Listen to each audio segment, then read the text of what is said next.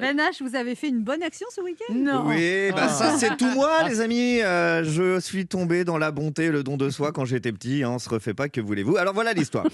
Jeudi dernier, à l'entame de ce week-end prolongé de l'Ascension, j'avais prévu avec ma copine un petit séjour sur le thème de l'Ascension, évidemment.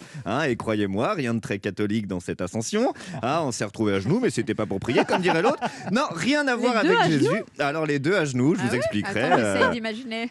Il y en a un des deux qui se baisse avant deuxième, et puis voilà. Faites-nous un croquis, Ben H. Rien à voir avec Jésus, les amis, même si ma copine a fini par jurer avoir parlé avec lui après son 6e orgasme, à 2 doigts de perdre connaissance. On n'est pas là pour parler de moi. J'aurais dit, oh mon Dieu.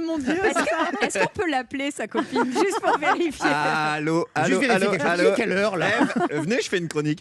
Bref, alors que tout semblait parfait dans ce début de week-end, ma grand-mère me téléphone. Mon chéri, tu te rappelles que demain tu dois me conduire à ma seconde injection? Aïe. Et alors qu'au même moment, ma copine était en train de me réclamer quant à elle sa 7e injection de la journée, j'ai dû faire un choix. Et c'est là que j'ai opté pour la fameuse bonne action dont on parlait au début, ni une ni deux. J'ai regardé ma copine et j'ai appelé pour essayer de reporter le vaccin de ma grand-mère à plus tard. Oui, bonjour, je souhaiterais modifier un rendez-vous pour ma mamie. Monsieur, vous avez la chance d'avoir un rendez-vous et vous ne le prenez pas? Monsieur, une dose qui ne trouve pas preneur, c'est une dose de perdu, monsieur. Une dose qui n'ira pas dans le bras d'un futur malade, monsieur. Une dose qui aurait pu empêcher un père de famille de finir en réanimation, monsieur. Un père qui ne pourra pas gâter ses enfants à Noël, monsieur. C'est ça que vous voulez, des enfants tristes et orphelins, c'est ça que vous voulez, monsieur. Je vous laisse voir ça avec votre conscience. Et donc, du coup, je reporte à quand votre grand-mère? Bon, ok, c'est là que j'ai finalement fait la bonne action. J'ai fait le choix à ce moment-là, pas du tout influencé, de quitter l'amour pour vacciner une autre personne chère à mon cœur, mamie.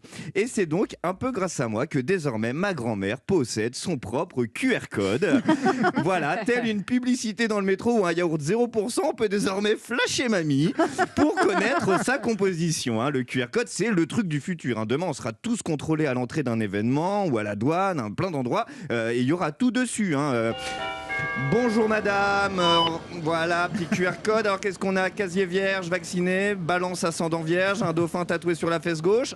Eh bien très bien madame Romanoff, tout est en règle. Vous pouvez entrer, tirer votre masque. Balance ascendant vierge, c'est vrai, mais alors le de ce tatouage, je ne suis pas au courant. Je précise qu'il y a un site internet exprès qui s'occupe de votre... c'est là que j'ai trouvé, il y a un site internet, on tape Anne Romanoff signe et on a tout sur vous. Il y a du vierge et il y a un petit peu de balance qui se cache encore derrière le vierge, je vous le dis.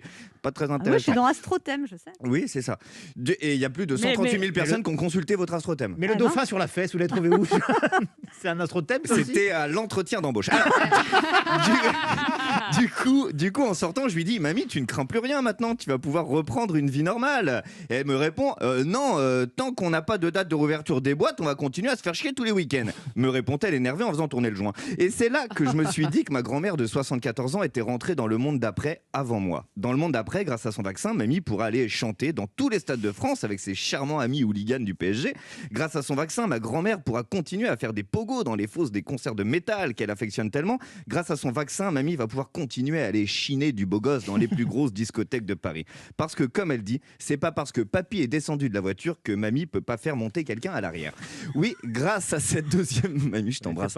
Oui, grâce à cette deuxième dose sur le papier, pour mamie, c'est une nouvelle vie qui commence et je réalise que si je veux continuer à en partager les meilleurs moments avec elle, il va falloir que j'y passe aussi. Eh oui.